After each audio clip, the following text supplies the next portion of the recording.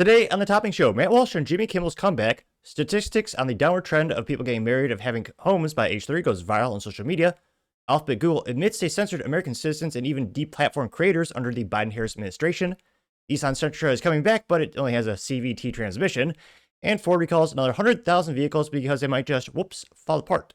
All of that and much more on the Topping Show.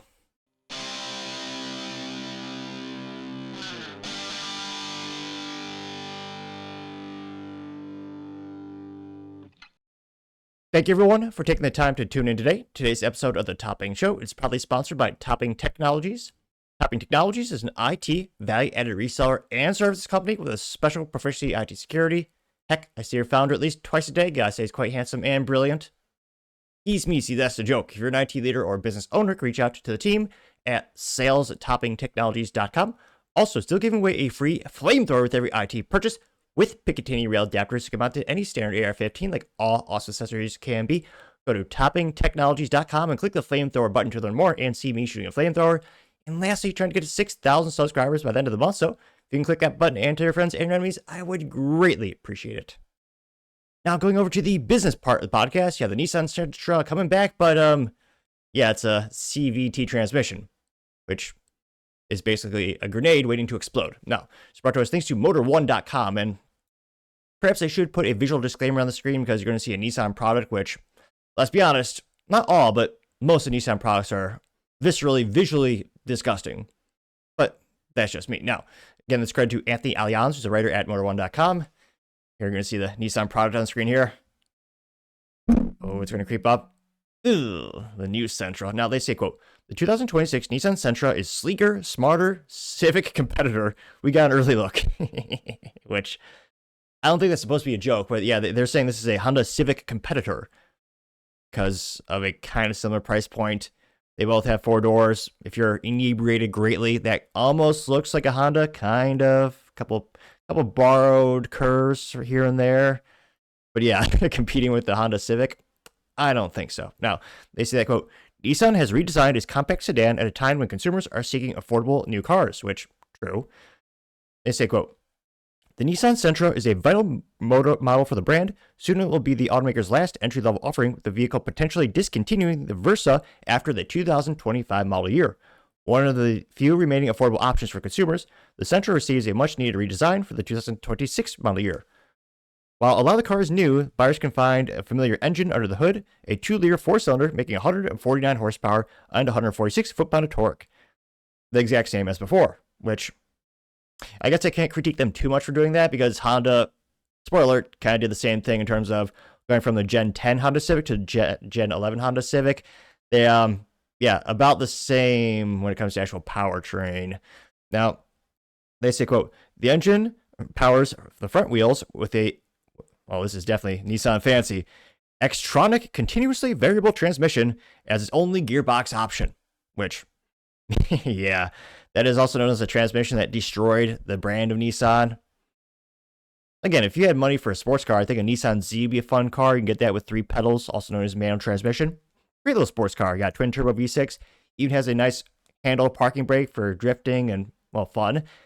They have some cool cars and fun vehicles.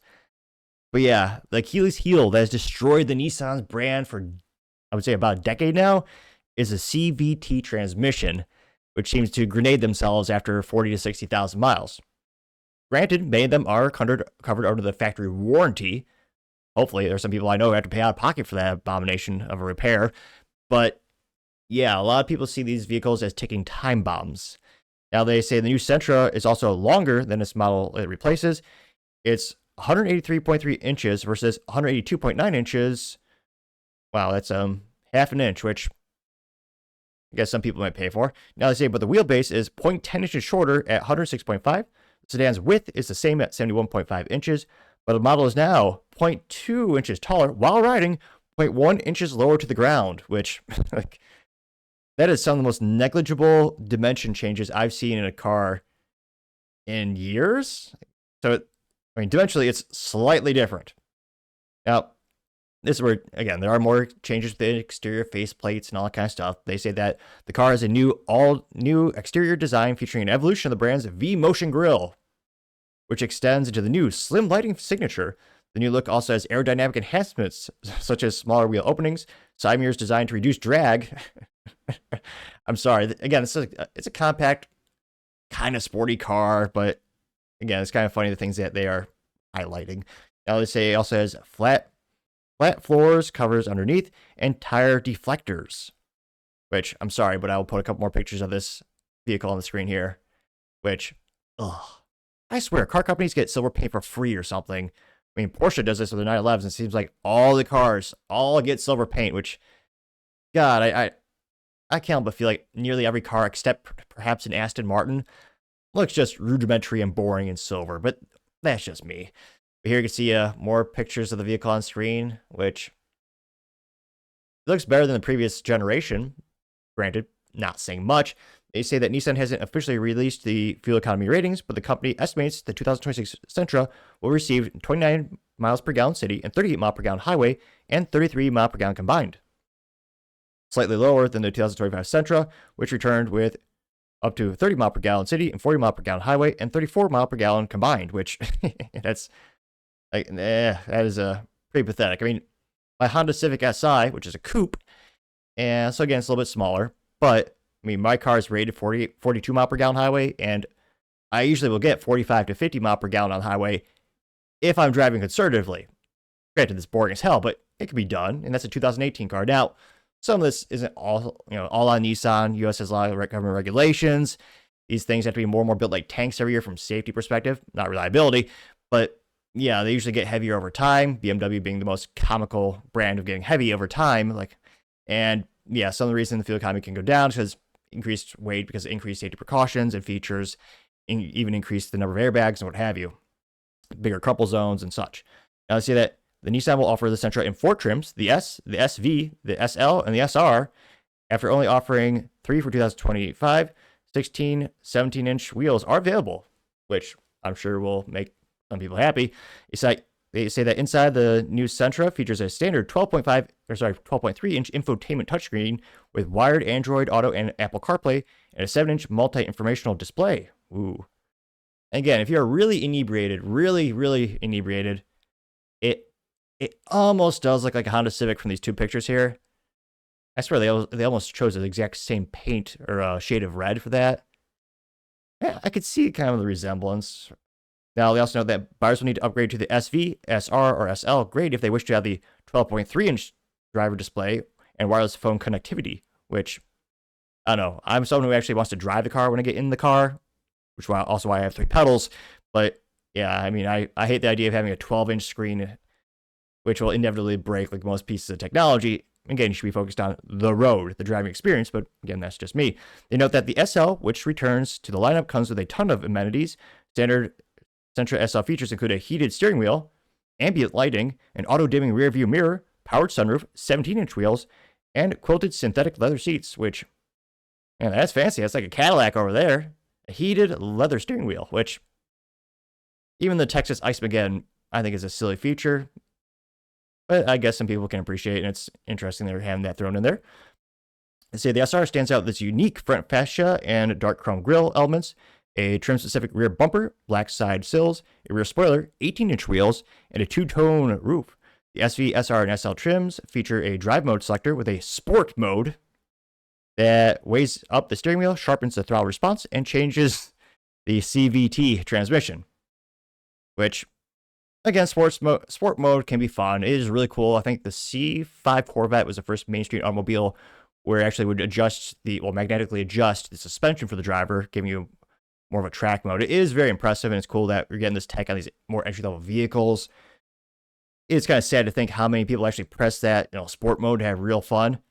Spoiler, if you do that in California, you get a ticket and the car gets gutted of those things. But as long as you don't live in a commie state, you can have some fun. They note that Nissan says the new Sentra will begin reaching the showrooms sometime later this year. It has not released official pricing, but the 2025 Sentra starts at $22,785, which includes the $1,195 destination charge. We expect the 2026 Sentra price to begin in the low $20,000 range, which I don't want to say they have to, but they kind of have to. I mean, it's one of those things where people buy Nissan, you could debate for 2 reasons. One of them being the price point, the second being Nissan credit, which to their credit, if you have a pulse or a semblance of a pulse, you can get a Nissan vehicle because of Nissan credit. They are known for taking a risk on pretty much everyone under the planet. Even when I was in the auto industry 15 years ago, they're known for kind of being very lax when it comes to the type of information they accept in terms of proof of payment and proof of income, rather. And yeah, it's one of those things where if you needed a new car, or more accurately wanted a new car, and you didn't have good credit, I mean, is Nissan or Dodge? They'd get you approved. Well, now Stellantis, parent company of Dodge. But yeah, and that's what keeps Nissan afloat, is the credit. And the people with poor credit who want a new car.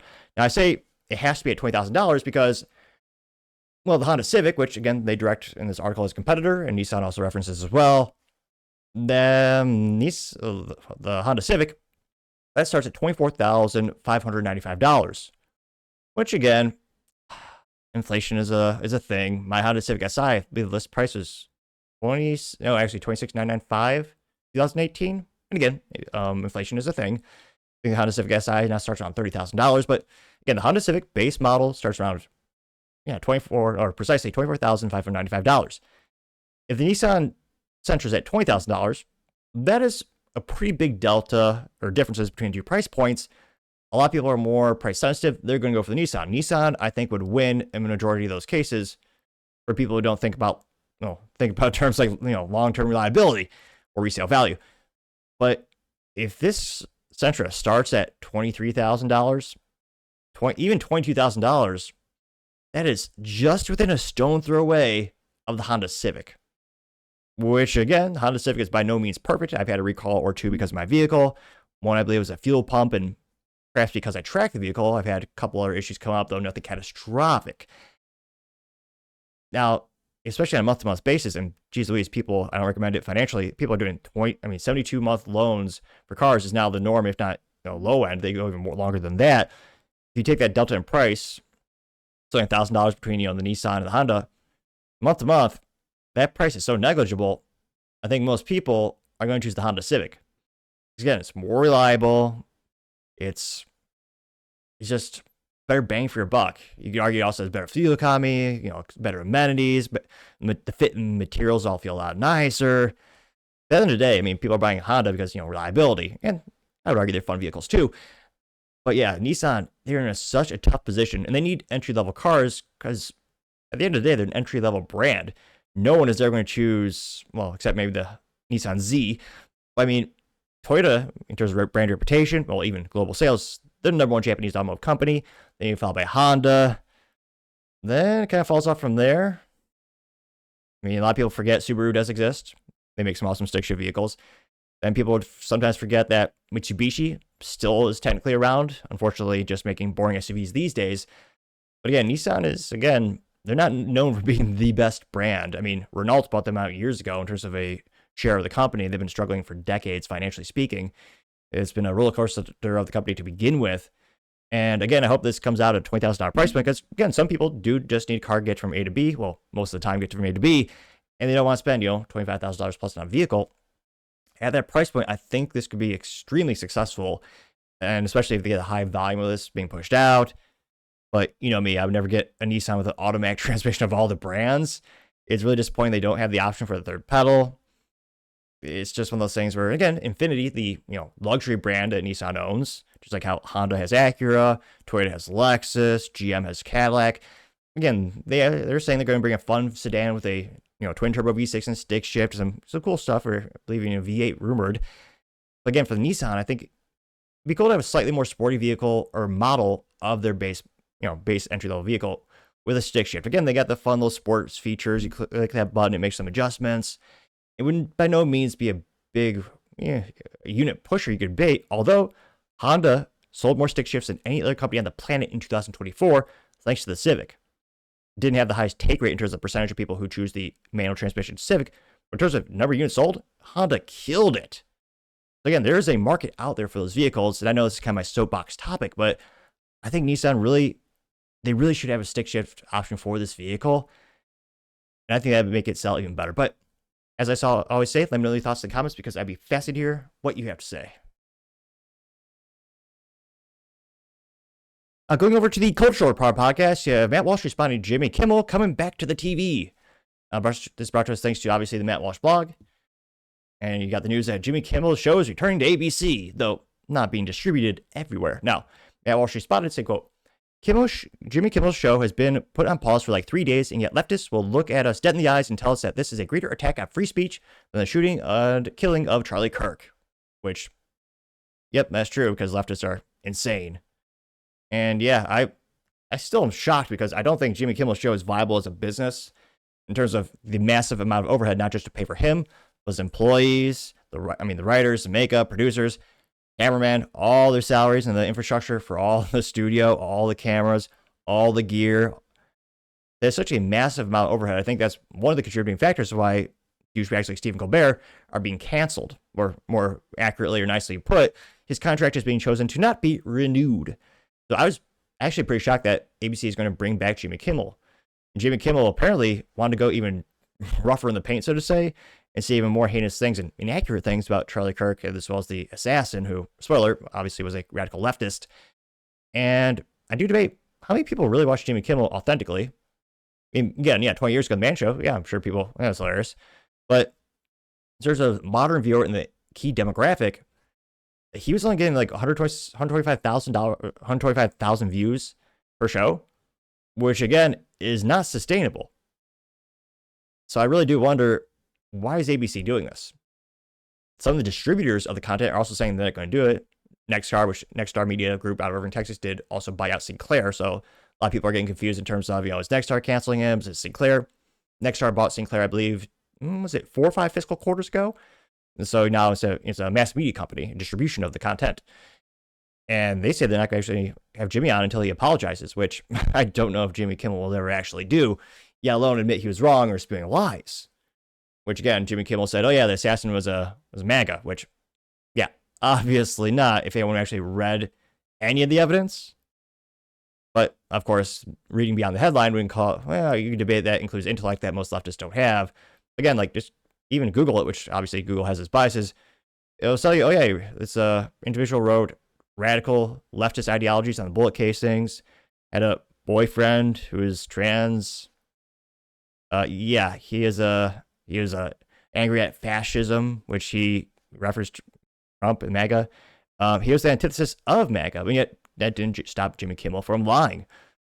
And yeah, leftists were saying, oh yeah, this is terrible for free speech, which is ironic because again, they cheered it every time anyone on the middle of the right got canceled or lost their shows. And they actually cheered when the government censored people on the right. In this case, you had a private company which decided we're going to take him off, we're going to suspend him. And leftists were irate. Again, the U.S. government, the FCC, simply said we're going to look into these inaccuracies. And again, Charlie Kirk's wife is actually talking about suing Jimmy Kimmel as well, because again, the blatant lies. It's a private company, and they decided to put him on pause. Leftists were irate. Again, the hypocrisy is not too surprising these days. And this red moderately viral got 2.3 million views, as well as 80,000 likes. And one of the first comments goes to us thanks to Emilia Henderson, who says, quote, dumb move. And he's got a meme from Jimmy Kimmel that says, I used to be a comedian, now I'm just a joke, getting 169 likes, which, yeah, it's one of the many instances of Jimmy Kimmel crying like a little girl, and with all the leftist talking points he has. Famously, he hates guns. He says they're terrible, and you need to get rid of them all. Otherwise, you hate kids, you want them to die. That's cliche leftist talking points, and that's one of the reasons I think he's a douchebag. Well, one of the many reasons. If you don't agree with them, you want the kids to die. Yeah, all emotion and little intellect, which, again, does make him the perfect leftist. Amelia Henderson also has a picture of the famous Steven Crowder Change My Mind, and it says, Jimmy Kimmel is morally bankrupt, getting 86 likes. Visual Architect has a picture of leftist, says, Charlie Kirk losing his life and is happy. And as a leftist looking angry, says, Jimmy Kimmel losing his show, getting 463 likes, which, yeah, in the past 3 weeks especially, I think have reinforced everything we knew about leftist.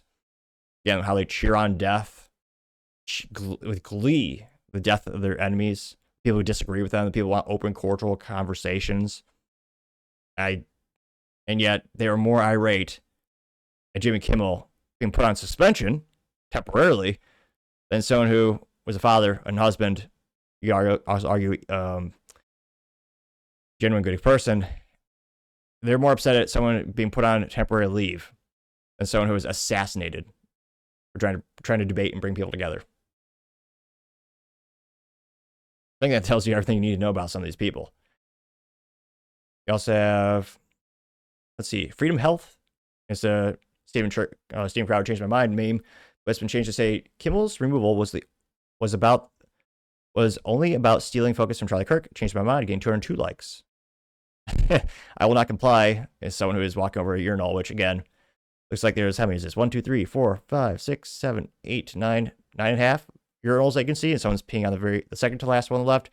Someone comes up to him, stands right behind him, and goes, "We are all Jimmy Kimmel," getting 484 likes, which, yeah, that's what leftists were saying, which also, any man knows you never do that at a urinal.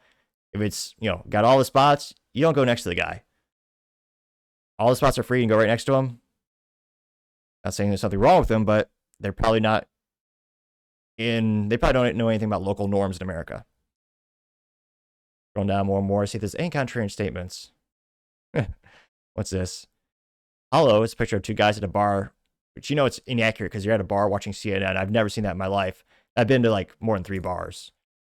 And the guys are drinking a beer, says, "We're all Jimmy Kimmel." And then they move their chairs together and start putting their hands on each other, getting 115 likes.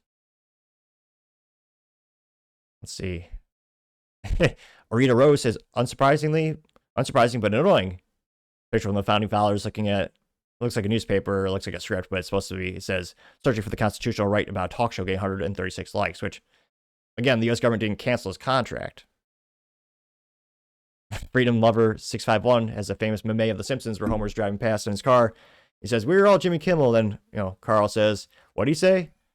And Lenny and Carl, and Carl goes, "I don't know, something about sucking dick," and 46 likes. Let's see. A lot of people have AI generated pictures of Jimmy Kimmel saying, "I'm a fool," getting between 50 and 60 likes. And let's see here. May says, "Imagine the reaction if leftists actually did or ever experienced being censored," getting 687 likes, which, yeah, that's a privilege of being on the left. They've never actually had to deal with censorship for, 30 years? So again, going throughout history, back in time, conservatives used to have a lot more political and cultural power in the United States. I forget the specific organization. It's something cliche, but it is essentially a group of, Christians and Catholics where they would protest certain media, whether it be movies or, film, movies, cartoons, if they had certain themes that were antithesis of, you could argue the founding fathers' ideals, but also, Catholicism and religious ideals, and they would protest them. They'd write angry letters. And again, back then, the media actually would listen to them. This is a long time ago, folks. But yeah, it's been quite many decades since then. Running Bear says, "Racist Democrats support blackface." It's Jimmy Kimmel from a couple decades ago in blackface playing basketball. And says, "Breaking Jimmy Kimmel's show will return on September 23rd. Getting 15 likes. And again, what the heck? This can't be real, is it? Someone by the name of Warrior Class Liberal. Picture of the Puerto Rican flag. And it looks like Goku from Dragon Ball Z. And he says 3 days. He misspelled it, though. I'm dyslexic probably, so I can't blame him too much for that. He says, "just like Jesus." It's an AI generated picture of Jimmy Kimmel dressed up in religious attire, getting 406 likes. First response is LMAO. He has risen out of the ashes to piss off radical right lunatics, getting 19 likes. Which, yeah. But again, with such high overhead, see. And one more. Colin says, "I'm a conservative. However, I haven't heard one leftist say anything like that. Matt, you claim to love America. Then why would you stir up a strife? MAGA is not of God." Getting 926 likes. And someone else just says all the memes of Democrats where they're, dressing up as trans individuals, grooming kids. Which again, Matt isn't saying anything bombastically angry or violent here. He's literally saying or pointing out that these people were more angry at a talk show being temporarily suspended versus someone being assassinated for their ideals. So again, people critique Matt Walsh a lot. I don't think this is in any way even in poor taste. But as always, let me know your thoughts and comments because I'd be fascinated to hear what you have to say. Other interesting cultural news, you have the statistic around home ownership and marriage plummeting past a couple of decades, going viral on social media. Now this brought to us thanks to End Wokeness, which he says, quote, "Married with a home by 30 years old. In 1950, it was 50%. In 1960, it was 52%. In 1970, it was 48%. In 1980, it was 45%. In 1990, it was 43%. In 2000, it was 35%. In 2010, it was 25%. And in 2025, it is 12%. He says, quote, "This is a devastatingly bleak statistic.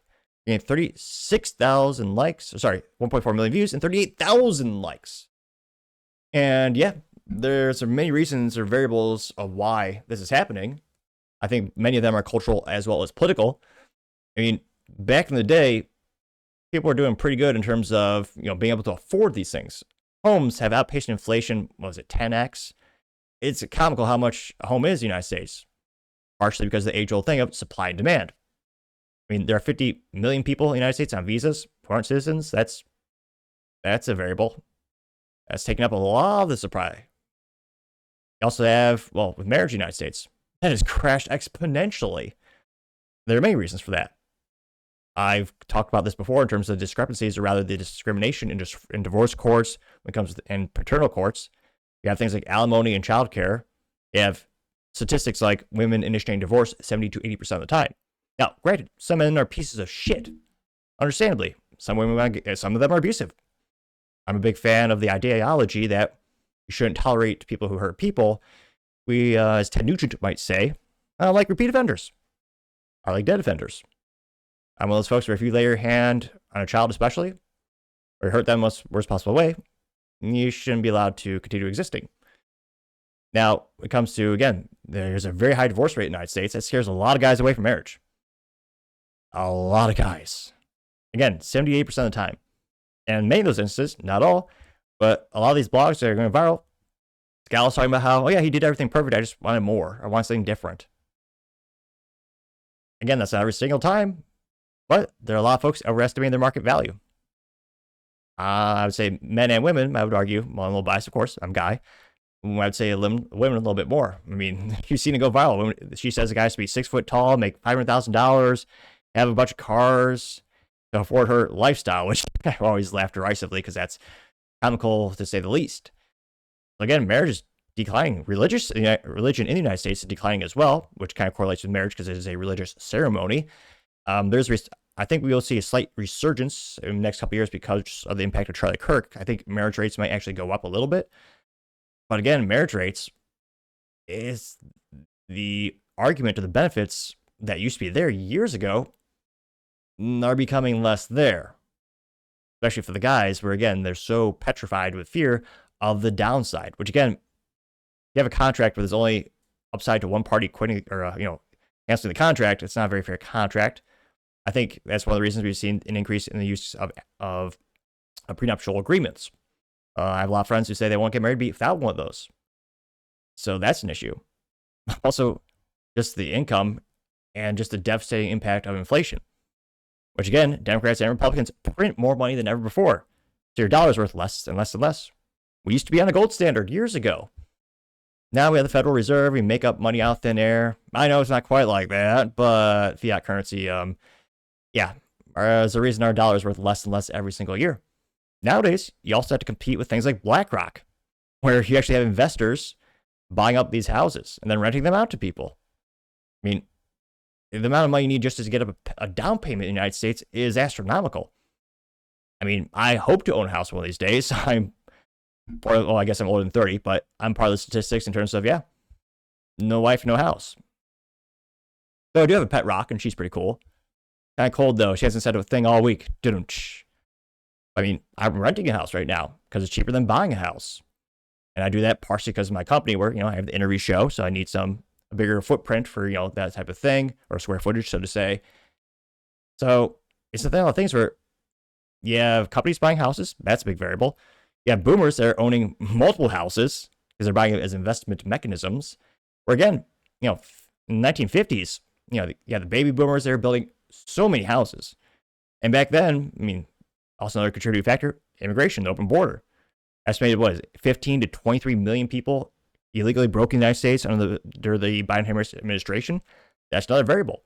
Now, not every single one of those families are buying homes. Some of them are renting apartments. Again, that's messing the supply and demand with apartments that push some people to buy homes that maybe wouldn't otherwise.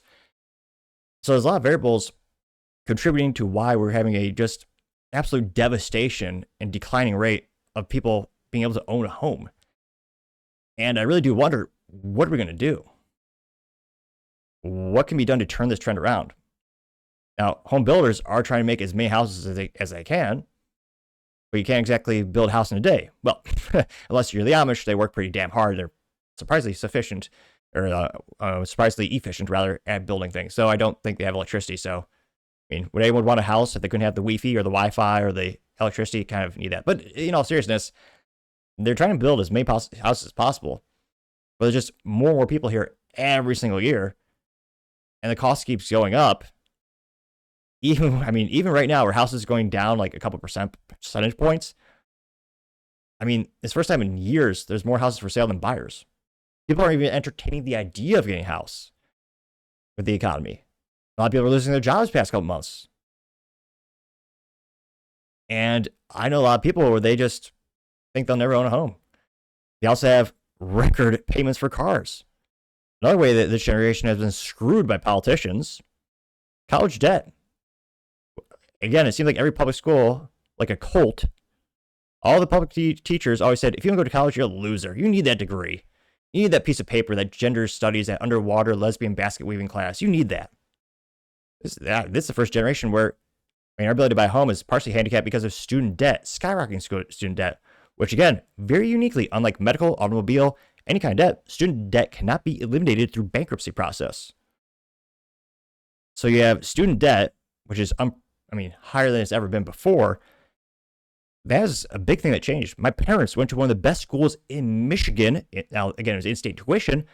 All my dad did was work regular jobs or regular minimum wage jobs in Michigan. Back when they had factories, he was just, hourly factory worker, getting paid about the minimum wage. And when he graduated with an MBA from one of the best schools in Michigan, his college debt was like a couple $100, which even adjusted for inflation is nothing. There are kids now graduating with $30, $40, $50, $120, $150,000 in debt for a gender studies degree or some crap like that with a 3, 5, 6, 7, 8% interest rate. That's insane. And some of those loans are, 15, 20 plus years. We haven't seen that before. The cost of college has skyrocketed so much. I would argue, unless you want to be a doctor or a lawyer, there's no reason to go to a fancy Ivy League school, which you could argue because with those degrees, people put a lot of value on them, so you get an ROI. I understand that argument. It's just one of those things where I would argue pretty much every college degree, I would say, is not worth it. I got a business degree, which I thought would get me a great job. It helped me get a job in tech, but again, that was an entry-level job. I worked like hell. In the first year of starting a business, I learned more than all 4 years of business school. And again, that destroyed my ability for many years to actually grow any money. Because again, that's a monthly payment. Thank God I didn't have the Fannie Mae loans, which those are disgustingly high. We're talking 7% interest rate over 20, 30 years. That is asinine. And the public schools, again, there's some I always had to caveat this. There are some good teachers out there. I usually have a very bleak view of the public schools because, the test scores get lower every year. They literally have a tendency to indoctrinate kids. You know what'd be really helpful at public schools? Which again, thank God, some places like Texas are mandating financial classes. They should actually just go to a nice whiteboard. Just look at, okay, Johnny, you want to get a degree? Okay, let's talk about that. Let's say you want to get an engineering degree. Okay, that's going to cost you about $149,000. Now, let's say it's a 20-year loan. Here's a percent of interest rate that you've got locked in. It could potentially be, let's say, 5.5%. So that means, $150,000 loan. It would be, you have to pay off $250,000 plus or whatever that might be. They didn't do that in my high school. Again, that's not me. I should have. I should have sat down the calculator. Now, thankfully, I got some scholarships. That's partially why I chose the University of Iowa. Not just because they had cool people, which, again, Iowa's a great state. I wish there was more business there so you could do more business there, to be frank. But again, if you were to sit down with most kids and say, hey, here's the cost of your degree. Here's how much it'll cost. Here's the cost of the degree. Here's how much it'll cost to pay back. Their eyes would probably be like deers in the headlights because they would see like, there's no way I would do that. That is stupid. Especially for bullcrap degrees that don't exist. Or rather, they don't need to exist. There are a lot of crap degrees out there. like English degrees, history degrees. Again, I love those topics. I mean, half the books on my shelf are history, politics, and well, business history too, about a myriad of industries and founders, from automobile companies to retail. Those are great hobbies. I like those. They're kind of handy to have that knowledge when it comes to sitting down conversations. You don't need a degree in that. There are a lot of degrees that only exist, because college is becoming business. And these colleges are raking in billions. Harvard has what, a $50 billion endowment? Billions of dollars. It's insane. It's one of the biggest scams of our lifetime. And again, that payment is every single month. And for the people who deferred it, guess what? The interest still racked up. So you're actually in a worse position now than you were before. They thought the government was helping them, which, spoiler alert, the government is usually never helping you, usually trying to make your life even worse. And I think that is one of the biggest contributing factors. You also have auto loans in the United States. People, I don't know why they're doing it. It boggles my mind. I'm extremely frugal. I bought my 2018 Honda Civic Si. I love her. I'll drive that car until the wheels fall off. At which point I'll use Loctite to glue them back on. I'm kidding. Don't use Loctite like that. But the people nowadays have a $1,200 car payment a month. That's not uncommon. It should be. That's asinine. It destroys your ability to actually build wealth and, again, get a house. Again, years ago, cars were a lot cheaper. People have more income. It's just all these factors coming together. Again, and it's sad because I'm trying to think of culturally, how do we move this around? How do we fix this? There's a couple of things. I think, for one, I'm a big fan of Dave Ramsey, his show. Give them some financial education to kids. Get them to understand you're going to get that car loan, which might come at 14%, which I know some people who did that. That's going to cost you X amount of dollars. Stop. If I could emphasize anything in terms of financial responsibility, when you're looking at buying a product or a service, whether it may be, whether it be a car or a couch or whatever, never ask for the monthly payment. Ask for the total cost. Because again, especially the car industry, they are pushing people to only think about monthly payments. So you don't realize that $26,000 car is going to cost you, $40,000 because of interest. And again, cripple your ability to save money and get a down payment going for the house. So I think financial education would be a big one. Another thing would be having more of a conversation around college and having a shift of people not going to college. Again, most of the millionaires I've ever met, many of them don't even have a high school degree. They dropped out. They just found something they're extremely passionate about. They worked like hell, and they started their own company. Like one guy I know, he's a great down-to-earth, cool individual. I won't mention his name because of privacy, but he was just tinting windows on cars at age like 13. He actually dropped out of high school, worked for someone else for like 4 or 5 years, and he's decided I'm gonna take that risk. He started his own window car tinted company. He's a millionaire. He dropped out of high school. He just works like hell, and he is religious about all the numbers, making sure they all add up properly, taking care of your expenses. I think we need to have a cultural shift and just ask people, you're going to college. The first thing I ask when people tell me like, oh yeah, I'm going to college, I always ask why. And it kills me. I was doing some mailers for my tech company where we not just find prospective clients from cold calling and emailing and hosting events, but also mail materials to prospective clients. And a good chat, the gal at the register at the UPS store. And she said, hey, I'm interested in going to college. And I said, I said, okay, that's interesting. What do you want to do with your life, or what is your goal? And again, I wasn't being combative, just kind of genuine curiosity. And she said, well, I don't know. I don't really know what kind of degree I want. I really just want to get married and have kids. Which, again, in terms of being happy, that's one of the best things you can do with your life. It's an absolute privilege to have that opportunity. I hope to have that privilege someday myself, maybe. But it's instance where you're going to pay so much money. And again, the only way that's worth it, potentially, is if she finds a husband. So she can have that dream. Which, again, I could argue you could do at any extracurricular thing or a church or religious affiliations. But again, so many kids, and again, I was very unusual. I was weird in general as a kid and as an adult. I knew I had a passion for business and entrepreneurship, which is why I thought I needed a business degree. Spoiler, you don't. Just start a company now. You don't, so much free good information on the internet, and I would argue experience is the best way to learn. But again, it's one of those things where you gotta stop going to college, man. Cost is way too high. The value prop is, I would argue, way too low. And that is, again, one of the biggest reasons why people cannot, for the love of God, actually afford a house these days.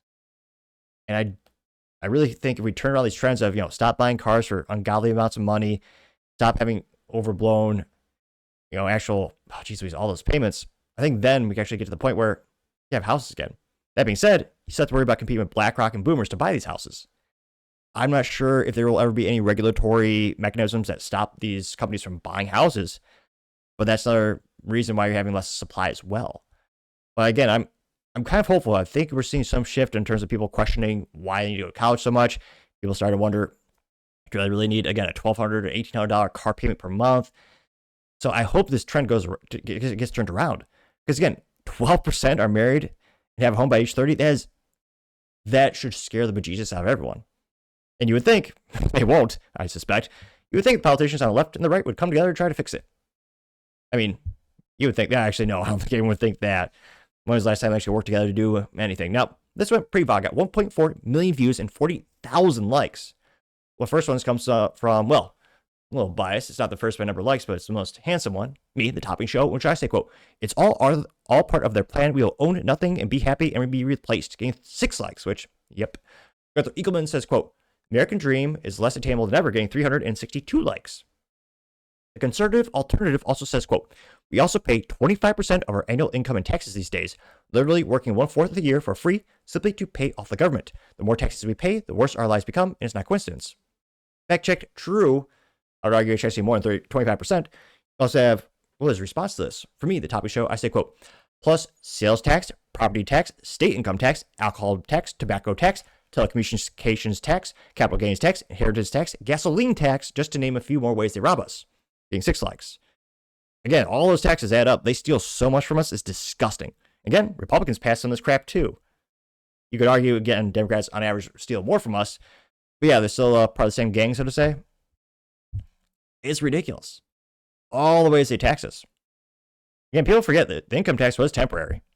Trump said he's going to get rid of it. I hope, again, knock on wood, maybe he will. Because again, years ago, the government was so small. I think we definitely need to shrink the size of our government. The government was so small. If they wanted to make a new school, they would just do a lottery, and they would pay for it in that lottery. Now the government steals not only our taxes, but they steal half of every lottery, and the idiots still can't balance a budget. Still running a deficit. $37 trillion in debt. That should scare, that should scare everyone. I don't think a lot of people realize how much of a national security risk that is, and how terrible it might get. But yeah, that's another big issue. They're taxing us to death, driving up the U.S. debt. You also have Liberty Pill Memes says, quote, this may have something to do with the housing crisis. This picture of houses says, quote, the median home buyer was 31 years old in 1981. Today it's 56, getting 468 likes. Yep. Now again, people that are 56, not all, but on average, a lot of those folks have had years to build a portfolio of investments. One of the most traditional ones being like a 401k or, just a collection of index funds, one of the most popular one being the S&P 500. Which again, if you had those, imagine buying those every single year, you're pretty damn well off if you're doing that for decades. That's another thing I wish they taught more in public school. It's like, hey, let's talk about investments. And again, I won't get into specifics, but again, if you just put, $60 per month into the S&P 500 for like 30 years, you'd be a millionaire. Now again, inflation does chisel away some of that wealth value, but again, the little things add up for better and for worse, I think is kind of another theme of this segment of the show.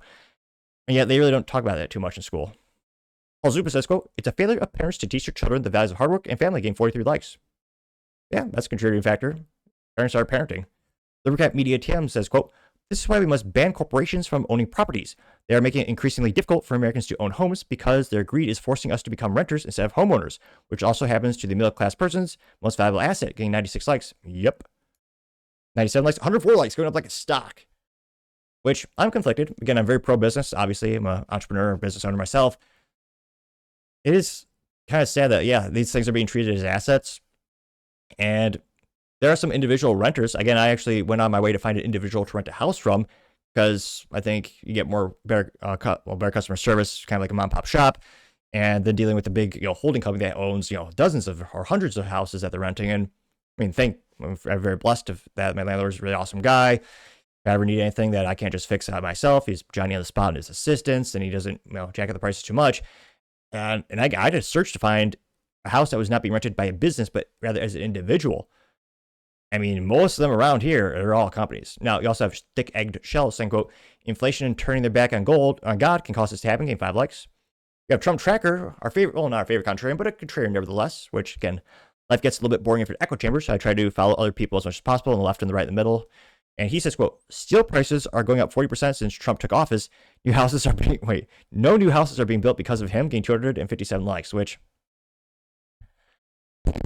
steel prices, which, again, it's one of those things where a home in the United States, on average, one of the biggest material costs and components. Steel is there, but it's a lot of wood, a lot of concrete. I wonder if he's ratioed. Corey says the cost of steel would affect commercial real estate, not housing. I don't know if you've ever seen a house built in the USA, but they aren't putting steel girders in them, getting 37 likes, which, yeah. Now, again, you could argue perhaps with consumable goods online, that would increase the costs to the consumer because those are predominantly made in warehouses, and those obviously will use a lot of steel. Again, we're talking about, individual family houses, which, again, on average are not using that. A lot of drywall, a lot of wood. Well, ideally screws or nails holding them together. Sometimes I feel like they skip a lot of steps these days. American Pop Bear says, go, as a millennial, I feel this big time, getting 23 likes, which, yep, right there with you. You also have Deplorable Millennial saying, quote, this is what winning looks like.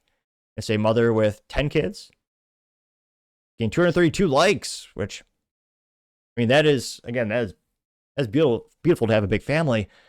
I just can't imagine how much money you would need to support them in 2025.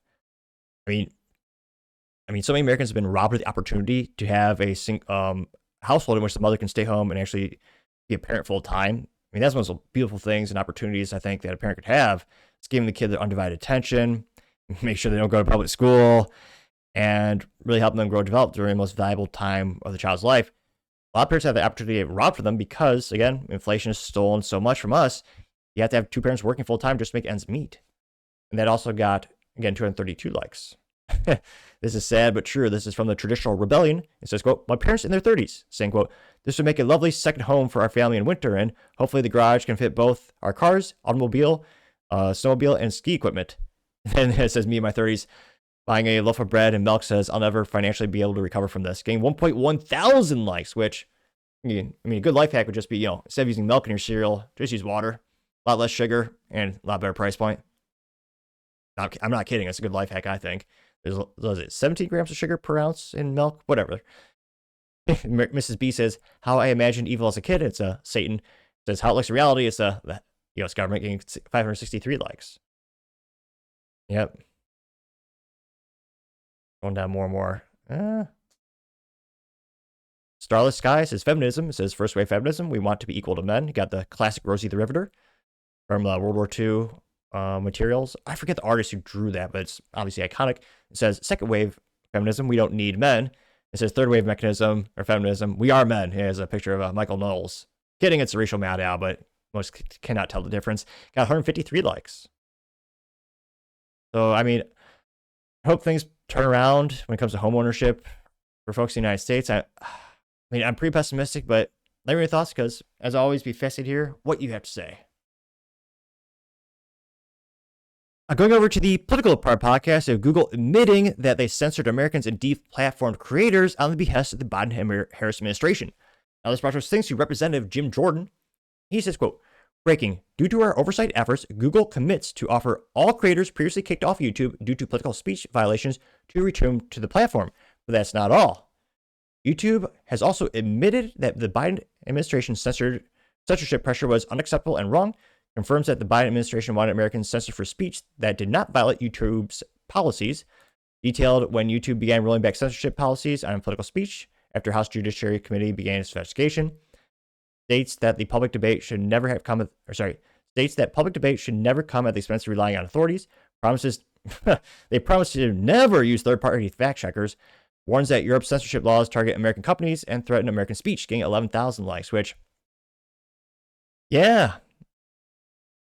Let's see, I'll keep going, but yeah, he says, over the past few years, we have covered massive scandals relating to big tech censorship. They say, under the White, again, now we have definitive proof. During the Biden-Harris administration years, under the White House pressure, YouTube changed its policies to censor political debate on the COVID and elections. Today, YouTube admits that censorship pressure was wrong and unacceptable. Well, yeah, they say that now. Now, to make amends to the American people and because of our work, YouTube is rolling back its censorship policies on political speech, including topics such as COVID and elections. Yeah, after everyone got the jab. What does this mean? Whether you are established YouTube presence with a massive following, like Dan Bongino, or just starting out to express political views, there you will have the opportunity to come back to the platform if you were censored for political speech. This is another victory in the fight against censorship. In 2024, Meta CEO Mark Zuckerberg wrote to the committee a letter admitting Biden-Harris administration pressured Facebook to censor Americans. Facebook censored Americans. Facebook throttled the Hunter Biden laptop story.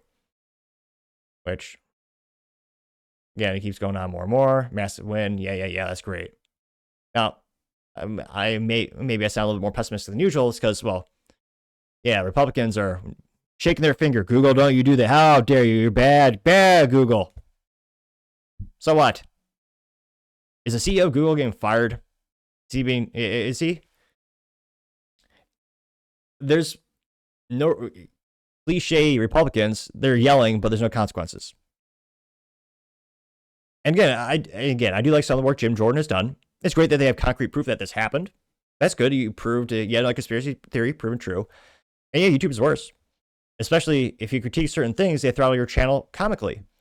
Now, again, I have no exemplar speaking abilities. I know I joke that I speak faster than Ben Shapiro, and, well, I stutter worse than Joe Biden trying to climb upstairs. So it's a thing I'm working on. And yet there's some of my videos where they get 0 views.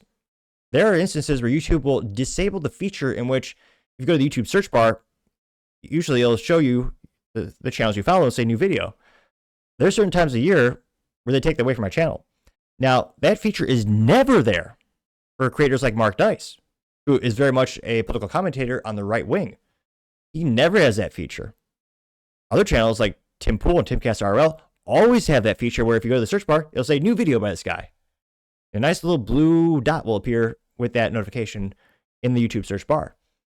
Sometimes that just completely goes away. I don't know, it's because you're critiquing a 3-letter acronyms, or it's because you're critiquing, the LGBT, but that'll just go away. Other times videos will get 0 views, which, again, I'm not perfect. I'm not the best YouTuber, obviously. However, to get 0 views, I would argue is nearly statistically impossible. I got over 5,000 subscribers. And I know they're not going to watch every single video, but 0 views on a video? That, again, seems statistically impossible. Now, the issue is, how will they actually enforce anything against Google or YouTube, which is owned by Google Alphabet? Again, certain creators are absolutely being throttled because of their political speech. I think that should be illegal. I mean, at most, Google will they have to pay a fine? How is it, 200 billion? They make so much money. Like, we're talking billions every year, sorry. A fiscal consequence means nothing to Google. Absolutely nothing. What would actually hurt them is their ability to operate in the United States. What if they were to force the company to open their algorithm? What if they actually force the company to not blacklist channels or not throttle channels? Again, I think everyone should have an equal opportunity for speech on the YouTube platform. There are some instances where, again, a lot of your views come from YouTube suggesting your videos, not just showing your current subscribers that, hey, you've got a new video, which they also sometimes disable those notifications. That's a big contributing factor of channel growth. It's one of the reasons why Steven Crowder's YouTube channel hasn't grown in years, yet on Rumble, he's grown exponentially. They blacklisted his channel years ago. If you look at statistics, it hasn't grown at all. But the views and the comments are, they grow. There's a lot of shady things at the YouTube that I have a great disdain for. Unfortunately, is the only viable product or platform, bar none. In Rumble, in 3 years, I made about $18. And again, obviously I'm not doing this for the money. It's a passion project. I believe in it. But on YouTube, and again, it's not the biggest amount of money, but it's also, to me, it's good. About $40, maybe $45 per month on the YouTube channel. Per month. Now, again, it's kind of funny because I don't make money because I buy YouTube ads to try to promote the channel, which they also, in many cases, strike down. Fascinatingly enough, yeah, you see a lot of other channels talk about politics on their ads. They want to prove mine. It's one of those things where, interesting how the Daily Wire has never been censored on the YouTube. Really a coincidence, I'm sure. Or perhaps more accurately, they're on a list of approved folks who are allowed to speak. Nearly everyone else has been censored on the YouTube, but not them. That's interesting to me. But again, YouTube has a monopoly. Rumble is not viable, especially if you're starting off a channel. The only way to grow is buying a lot of ads to get it out there. They don't even have an algorithm on Rumble. Rumble is the best when it comes to like the free speech. They'll host your content. But again, I think they need to do a lot of things to improve the quality of the app and everything. But right now, it's really YouTube or nothing from a viable perspective if you actually want to start a content creation. And Republicans are saying, oh yeah, you're bad. We proved you broke the law. Great. What now? So again, hopefully they'll do something. But again, I mean, one of my videos where I talked about I talked about COVID. I talked about things that were put into vials. I did not mention my personal opinion on those types of substances or I didn't clarify my opinion on any of those things. I kept it. I literally just read the state of Kansas is bringing a lawsuit against this company for this substance in this vial. YouTube took down my video, gave me a strike, and forced me to take one of those bullshit re-education videos where I promised not to say anything that was medical misinformation. Where, again, I didn't. I simply said, here's a lawsuit that is being filed by the state of Kansas. And I find this interesting. And YouTube took that down quick. And again, if you get 3 strikes, your channel's gone forever. And you got a probation period when you got that first strike. There's 2 strikes, you can't post for a week. And again, the rules of YouTube are so convoluted and bullshit, it's worse than the IRS tax code, which is saying something. And again, my theory is it's made to be opaque by design so they can choose to enforce the law or the rules when they choose to. More accurately, only target people who are libertarian, in the middle, and or on the right. Again, Jim George saying, oh yeah, YouTube's in trouble. Are they though? Now YouTube is crawling back to the government. You know why? Because other countries are threatening their ability to operate as a business. Now, Trump, I'm pretty pessimistic, but I would think it'd be a good idea for Trump to say, okay, you lose your countries, you want to do business with the best economy on the planet, the United States, we got the best buyers, they got $1 trillion credit card debt, they don't care, they'll swipe that card to buy that cheap Chinese crap, maybe more of those Labubu dolls that idiots keep buying for some reason. But if you want to do business with America, you gotta play by our values. We only do business with folks, the folks who share our values. That means freedom of speech. That means you're not going to censor Americans. You're going to let the X operate in your country. If you try to censor Americans, or if you try to find Americans for the mummies or the memes, I will come down to you with a thunderous of effort. I mean, I don't think Trump will say that, but that would be effective, I believe. If Trump were to say, all right, we want freedom of speech to extend beyond the U.S. borders.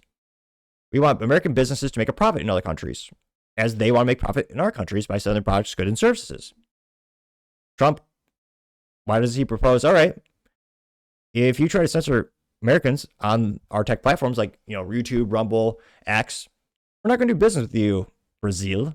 We're not going to do business with you, China.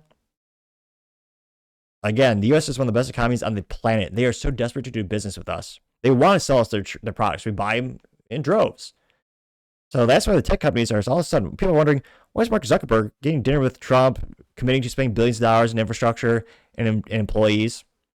It's not because he's altruistic. It's because, again, big tech needs the U.S. government now. Because other countries are cracking down. Now, again, I would argue these other countries are third world hellholes, they're dictatorship, where actually are trying to shut down free speech. In the UK, they're sending people to jail. They're actually punishing meme makers greater than people who hurt women and children in the UK. That's how rudimentary and pathetic that country's become. So again, big tech needs the United States now more than ever, which is a very, very unusual case because, again, for decades, again, they really didn't need any help from the U.S. government just beyond, Section 230 is staying out of the way and letting them operate. But now big tech needs some U.S. government muscle globally. Because, again, otherwise, these are huge markets for big tech all over. Their profits will plummet. And the stocks subsequently will plummet as well. So it'll be interesting. What will the U.S. government do to maybe help these big tech companies overseas? Now, one of the comments, one of the first ones comes to us thanks to Paul Zupa saying, quote, what legal consequences will Google face getting 202 likes? Yeah, what?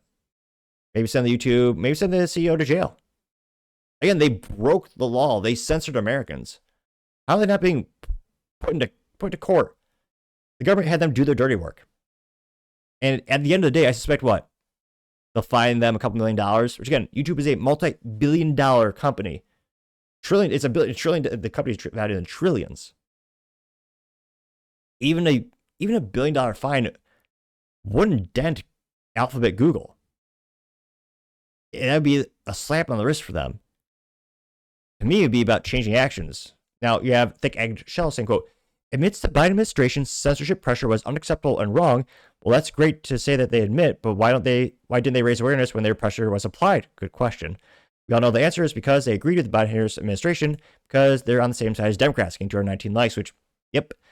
When you look at the donations from tech companies, not just the businesses, but the individuals, like what, 97% all donate to Democrats.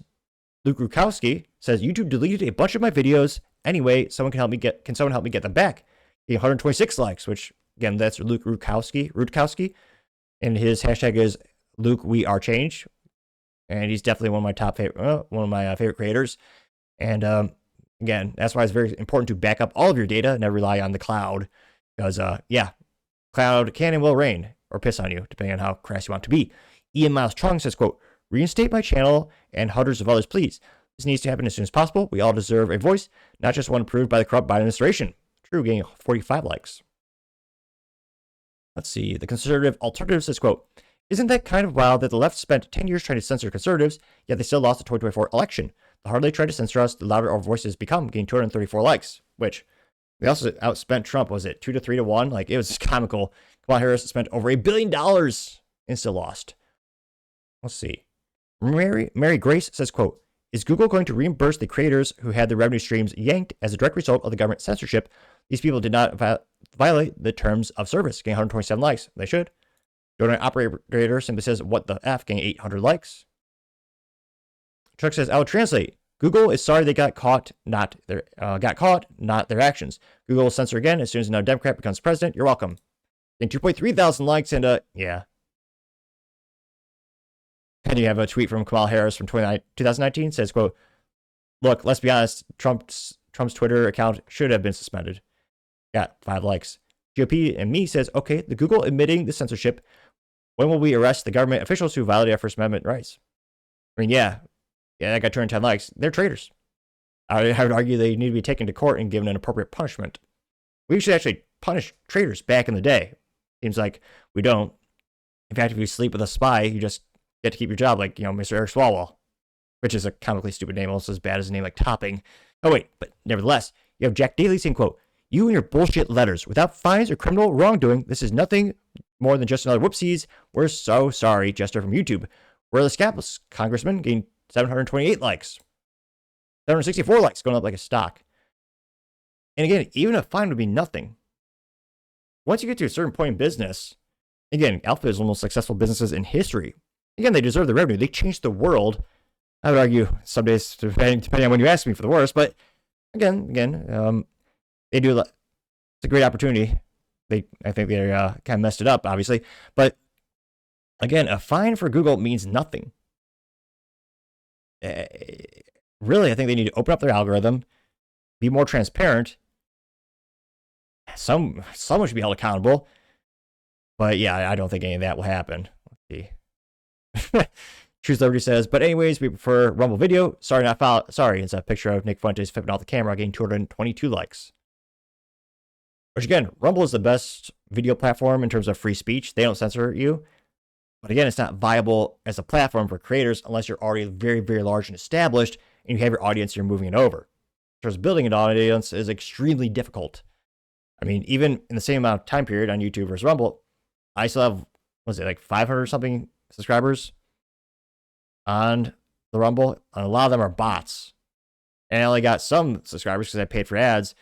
In terms of paying for ads and getting subscribers and having those subscribers stay and watch for a long time, YouTube's been infinitely more effective than Rumble. So again, Rumble's great, but it's just not viable yet. Let's see. Teehee says, quote, why is this just being restored and no one is being held accountable? Getting 44 likes. Let's see. Trying to see if there's anything. A lot of people saying like, "Hey, I've been censored. I'm willing to testify." But again, let's see here. Spinach brah.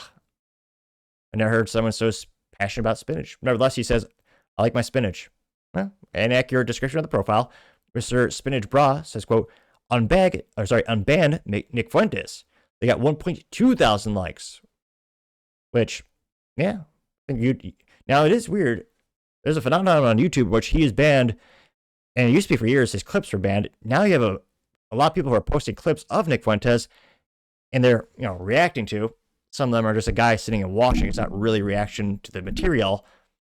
I guess legally speaking, you are changing it, so it's not copyright infringement. But nevertheless, YouTube is allowing those.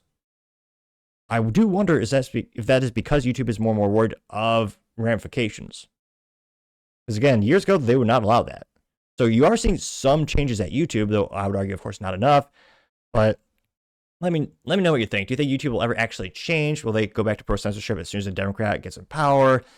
And what type of punishment do you think would be effective for YouTube to actually change their policies and actually how they operate? Let me know your thoughts in the comments, because as always, be fascinated to hear what you have to say. Going over to business blunder of the day, Ford recalling another 100,000 vehicles because they might, just fall apart. Now, this is brought to us thanks to SILive.com, and specifically written by Matt Mateo. And they say, quote, Ford recalls over 100,000 cars due to parts that can detach, causing a crash risk. Which, whoopsies. That's a Ford quality, as they have over, 115 recalls a year thus far? They're racking them up like a sports ball game. They're beating the competition by leaps and bounds, though, of course, not in a good way. Now, they say, quote, Ford has issued a safety recall for over 100,000 vehicles because of issues with exterior body trim detaching while driving, which now they're literally falling apart as you drive, which is on the rare occasions in which the vehicle is able to operate and actually move. Now, they say, quote, approximately 101,940 vehicles are being affected by the recall, according to the National Highway Traffic Safety Administration. Documents filed with the Highway Safety Agency say the recall was caused by driver and passenger side door trim pieces that might loosen over time and detach while driving. That could cause a hazard to other drivers, increasing the risk of a crash, according to recall documents. The recall affects 2016 to 2019 model years of Ford Taurus sedan. The company warned that Taurus owners might notice pieces of trim separating from the top of front doors. Loose pieces of trim might also make a rattling noise when the car is moving, which, again, that's not specific enough. They won't know that's the trim because usually most of a Ford vehicle rattles and makes funny noises when you drive them. Now, they say owners will be contacted by Ford to bring the vehicle to the dealership. Dealers will inspect the rear window trim and replace affected components as needed, free of charge, according to the company, which, yep, that's literally any recall. The manufacturer always takes care of the cost, though, again, your time is for something and you have to go to the dealership to have it fixed. And if it takes too long, maybe you have to have the vehicle stay overnight. Maybe you're lucky to get a loaner, though in this case, they'd loan you a Ford vehicle, which might actually break by the time you get home, so that'd be also inconvenient. Now, they say that Ford owners can contact the company's customer service line at 866-439-7332. Again, the Ford customer service helpline is at 866-436-7332. Ford has issued several other major recalls in 2025, and they just talked about all of them. And again, I'm not sure they just cheaped out and they didn't want to buy the high-quality 3M adhesive to actually keep the material on the vehicle while driving. And again, it's not the worst recall in terms of, yeah, it's not the engine or the transmission. This isn't an expensive fix, and this doesn't, hurt the drive quality. The car can still drive and get to work. But, I mean, this is simple stuff, folks. Literally adhesive for pieces of the vehicle to just stay on. In terms of simplicity versus complexity, this is one of the simplest things you can do on a vehicle, and they still found a way to mess this up. So, gotta say, Ford Motor Company, the recall, you are once again the business blunder of the day. Thank you, everyone, for taking the time to tune in today. Again, try to get to 6,000 subscribers by the end of the month, so click that button. I greatly appreciate it. Also, give me a thumbs up, thumbs down, or a comment. It's a great way to give me some additional feedback, letting me know how I can make the show better and better. Lastly, don't forget to take time to tell your family, tell your friends, tell your coworkers, heck, tell your enemies, tell anyone, everyone. Just stay safe, fight the good fight.